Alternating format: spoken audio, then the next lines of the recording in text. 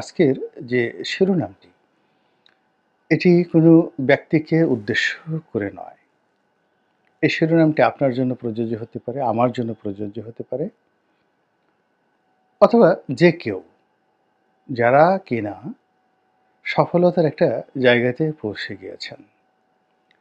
অনেক শত্রু তৈরি করেছেন, অনেক প্রতিযোগী তৈরি করে ফেলেছেন এবং কাজকর্ম করতে গিয়ে ঝুঁকিপূর্ণ অসংখ্য কর্ম করেছেন।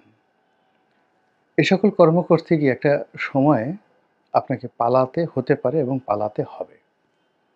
কখনো জীবন থেকে, কখনো ব্যবসা থেকে, কখনো রাজনীতি থেকে, কখনো সিংহাসন থেকে পালাতে হবে। তো সেই আপনাকে যে পালাতে হবে সেটার একটা ম্যাথমেটিক্যাল ম্যাটিকুলাস একটা ডিজাইন থাকে। সব জায়গাতে ডিজাইন থাকে। এগুলো নিয়ে আমি অনেকগুলো ভিডিও করেছি ইতিপূর্বে। যারা দেখেছেন হয়তো অনেকেরই মনে থাকে না। আবার অনেকগুলো লেখাও লিখেছি। বেশ কয়েকটা লেখা লিখেছি। তারপরেও আবার এই বিষয়গুলো মাঝে মধ্যে স্মরণ করিয়ে দিতে হয়। এখানে আমি পালানো বলতে যেটি বোঝাচ্ছি যে আপনি পালিয়ে যাবেন আর ফিরে আসবেন না। অর্থাৎ পালানো এমন একটা বিষয়, যদি আপনি পালিয়ে যান আপনার আর ফিরে আসা হবে না। আর আরেকটি বিষয় রয়েছে, সেটা হলো পশ্চাৎপসরণ। অর্থাৎ আপনি কৌশলগত কারণে পেছনে চলে যাবেন। পেছনে চলে যাওয়ার পরে আবার সময় নিয়ে ফিরে আসবেন, যেভাবে রবার্ট ব্রুসের কথা আমরা জানি। বা যুদ্ধক্ষেত্রে অনেক লোককে জানি যারা মুহূর্তের মধ্যে পরাজয়ের ভান করে, পরাজিত হয়ে তারা পিছনে চলে যায়, আবার শক্তি সঞ্চয় করে সামনে চলে আসে গেরিলা আক্রমণের মতো করে। এটাকে পালানো বলা হয় না। পালানো অর্থ ইংরেজিতে যদি বলি আমরা ফ্লিড অ্যাওয়ে, যুদ্ধক্ষেত্র থেকে বহু বহু দূরে চলে যাওয়া পিছু টান দিয়ে, এবং আর পালানো জিনিস নদীর মতো হারিয়ে যায়, কখনো ফিরে আসে না। এখন সেটা কেমন পালানো, বা এই পালানোর জন্য প্রস্তুতিটা কেমন থাকে? আপনি যদি গণভবনে যান, বঙ্গভবনে যান, লালকেল্লাতে যান, তাহলে গণভবন, বঙ্গভবন নির্মাণ সময়কাল তার থেকে ধরুন দিল্লির লালকেল্লা বা আগ্রার দুর্গ অলমোস্ট ৩৫০ বছর বা ৩০০ বছরের মতো সময়ের পার্থক্য। তো সেখান থেকে আপনি বাকিংহাম প্যালেসে যান, যেটির বয়স এখন ৮০০ বছর, 800 ইয়ার্স। তাহলে লালকেল্লার চাইতেও ৫০০ বছর আগে বাকিংহাম প্যালেস তৈরি হয়েছে। তারপর বাকিংহাম প্যালেস পেরিয়ে আপনি যদি তুরস্কের কয়েকটি প্রাসাদে যান, বড় বড় কয়েকটি প্রাসাদে যান, জার্মানির কয়েকটা ক্যাসেল রয়েছে সেখানে যান, তারপরে যদি আপনি মিশরের বেশ কয়েকটি ক্যাসেল রয়েছে, এমনকি পিরামিড রয়েছে, সেখানে যান, আপনি সব জায়গাতেই দেখতে পাবেন যে পালানোর জন্য সুন্দর সুন্দর সুড়ঙ্গ রয়েছে।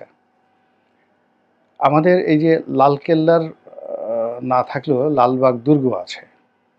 তো লালবাগ দুর্গে গিয়ে দেখবেন যে সেখানেও পালানোর একটা সুড়ঙ্গ রয়েছে। বলা হয়ে থাকে যে এই সুড়ঙ্গটি একেবারে বুড়িগঙ্গা নদীর তীরে অজ্ঞাত একটি জায়গাতে গিয়ে সেটা শেষ হয়েছে, এবং এখান থেকে এটা বন্ধ করে দেওয়া হয়েছে। বেশ কয়েকজন লোক বলার চেষ্টা করেছে যে এই সকল সুড়ঙ্গ পথে ভূত থাকে, প্রেত থাকে, দানব থাকে, দৈত্য থাকে, এবং ব্রিটিশ জমানাতে এই লালবাগ কেল্লার যে সুড়ঙ্গ পথ, এটির রহস্য উন্মোচনের জন্য ওখানে অনেকে ঢুকেছেন, কেউ আর ফিরে আসেননি। এমনকি শিকল দিয়ে হাতি বেঁধে সেই হাতি ছেড়ে দেওয়া হয়েছে। হাতি সেখান থেকে হারিয়ে গেছে, শিকল ফিরে এসেছে। এরকম কাহিনী আপনি লালবাগ দুর্গে গেলেই শুনতে পাবেন। তো এরপরে সেটি এখন মাটি দিয়ে বন্ধ করে দেওয়া হয়েছে, কিন্তু সুড়ঙ্গটা রয়ে গেছে। তাহলে বোঝার চেষ্টা করুন যে কিভাবে মানুষ পালায়। একইভাবে আপনি বাংলাদেশে যে বিখ্যাত সেন বংশ, বল্লান সেন, তো বল্লান সেন তিনি নদিয়াতে ছিলেন, রাজপ্রাসাদে ছিলেন, দুপুরে খাবার খাচ্ছিলেন। তো সেই তাদের যে প্রাসাদগুলো দেখবেন, বড় বড় প্রাসাদগুলো সবসময় নদীর তীরে হয়, সবসময় নদীর তীরে হয়। তো ওই নদীর যে প্রাসাদ, রাজপ্রাসাদ, সেটাও ভাগীরথী নদীর সাথে মেলানো ছিল, এবং তিনি সেই দুপুরের খাবারের সময়টিতে যখন শুনলেন যে তার প্রাসাদ ইখতিয়ার উদ্দিন মোহাম্মদ বিন বখতিয়ার খলজি আক্রমণ করেছে, তিনি সেখান থেকে পালিয়ে সেই নদীতে উঠলেন, ভাগীরথী নদী হয়ে তিনি আমাদের এই যে ঢাকার যে মুন্সিগঞ্জ, সেই মুন্সিগঞ্জে চলে এলেন এবং বাকি জীবন তিনি এখানেই কাটিয়েছেন, বাংলায় কাটিয়েছেন এবং এখানে মৃত্যুবরণ করেছেন। তিনি আর কখনো নদিয়াতে বা তার যে মূল রাজধানী সেটাতে তিনি আর ফিরে যেতে পারেননি। এই হলো পালানোর ইতিহাস। তো কাজেই যারা ক্ষমতায় যায়, বিশেষ করে রাষ্ট্র ক্ষমতায় যায়, আমি অন্য জায়গাতে ভিডিওর পরিধি বেড়ে যাবে যদি ব্যবসা বাণিজ্য বা ব্যক্তিগত জীবন, প্রেম ভালোবাসা এই জায়গাগুলোতে যদি পালানোর কথা বলতে যাই হয়তো কয়েক ঘন্টার সময় লাগবে। কাজেই আমরা রাজনীতিতে রাখি।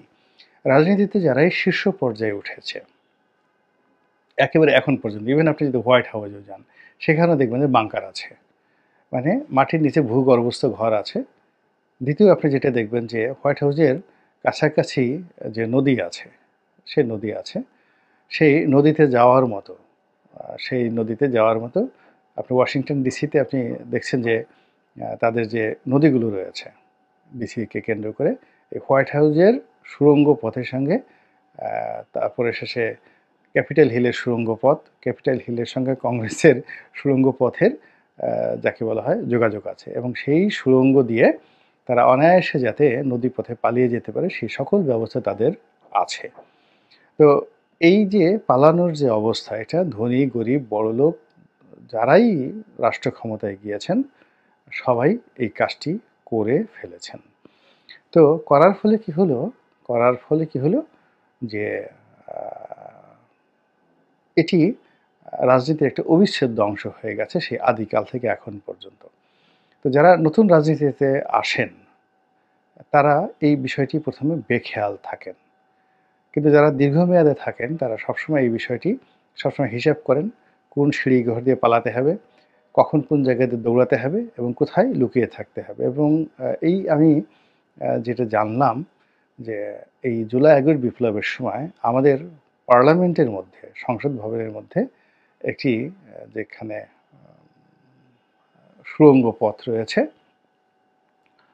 তো সুড়ঙ্গ পথ মানে বাংকার রয়েছে, সুড়ঙ্গ পথ আছে, বাংকার আছে, আমি শুধু বাংকারের কথা বলছি, বেশ বড়সড় বাংকার। সেই বড়সড় বাংকারে বেশ কয়েকজন মন্ত্রী, সংসদের বড় কর্তা, তারা সেখানে বেশ কয়েকদিন ওখানে লুকিয়েছিলেন এবং ভয়ে ওই মানে বমি করে সেই পুরো পরিস্থিতি ওখানে নষ্ট করে ফেলেছিলেন, সেই বাংকার টাকা সব নষ্ট করে ফেলেছিলেন। এইরকম বাংকার এবং সুড়ঙ্গ সবসময় থাকে। এবং আপনি দেখুন যে যদি প্রস্তুতি না থাকতো, প্ল্যান পরিকল্পনা না থাকলেও আপনি লক্ষ লক্ষ মানুষ গণভবনের দিকে আসছে, আর শেখ হাসিনা অত্যন্ত দৃঢ়চিত্তে সুন্দরভাবে হেলিকপ্টারে উঠে সেখান থেকে তিনি চলে গেলেন, পালিয়ে গেলেন।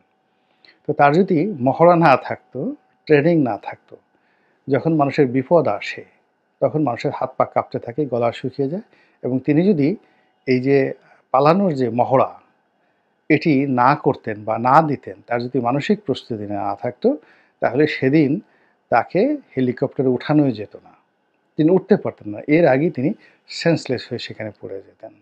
তো যার জন্য হয় কি যে যারা ক্ষমতায় আসে একটা নির্দিষ্ট সময় পর তাদেরকে পালাতে হয়, আর পালাতে না হলেও পালানোর জন্য বিকল্প ব্যবস্থা করতে হয়। তো কাজেই যারা ক্ষমতায় সারা দুনিয়াতেই রয়েছেন তাদের সবাইকে এই পালানোর যে জায়গাগুলো রয়েছে রাষ্ট্র কর্তৃক আছে, আপনার কোনো কিছু চিন্তা করতে হবে না, এগুলো সবই ডিজাইন করা আছে, ম্যাটিকুলাসলি ডিজাইন করা আছে।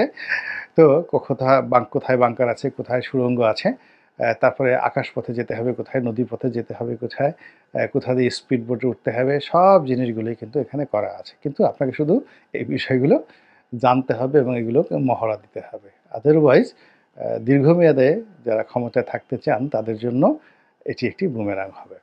দ্বিতীয়ত হলো যে আপনি কখন পালাবেন, মানে কখন আপনি বুঝবেন যে আপনার পালানোর সময় হয়ে গেছে।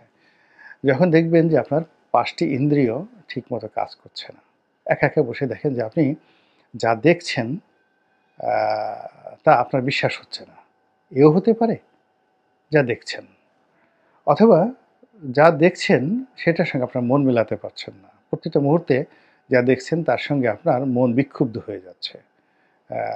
আপনার অনেক সিদ্ধান্ত, যেমন দেখা গেল আপনার হাত আপনার বিরুদ্ধে কথা বলছে, আপনারকে আপনার অজান্তে হাত আপনার গালের উপর থাপ্পড় মারছে। তো রাজনীতির ক্ষেত্রে এটা তখনই বেশি হয় যখন অধীনস্থ লোকজনগুলো যারা আপনার কথায় লেফট রাইট করবে, যারা আপনার কথায় আগুনে ঝাঁপ দিবে, যারা আপনার কথায় হুকুম তামিল করবে, সেই লোকগুলো যখন কাজকর্ম না করে উল্টো আপনার সঙ্গে বিতর্ক করবে, আপনি ধরে নিবেন যে তারা যাকে বলা হয় আপনার পালানোর যে পথ, এই পথটি করে দিচ্ছে। এটা আপনার পালানোর একটা ১ম নমুনা। দ্বিতীয়ত যে আপনি যদি দেখেন সবাই আপনাকে শুধু দায়ী করছে। কেউ দায়িত্ব গ্রহণ করছে না। যখন স্বাভাবিক অবস্থা থাকে তখন দায়িত্ববানরা সবাই দায়িত্ব গ্রহণ করে এবং সফল হলে তারা পুরস্কার দাবি করে, আর ব্যর্থ হলে তারা অনুশোচনা অনুভব করে এবং শাস্তির ভয় করে।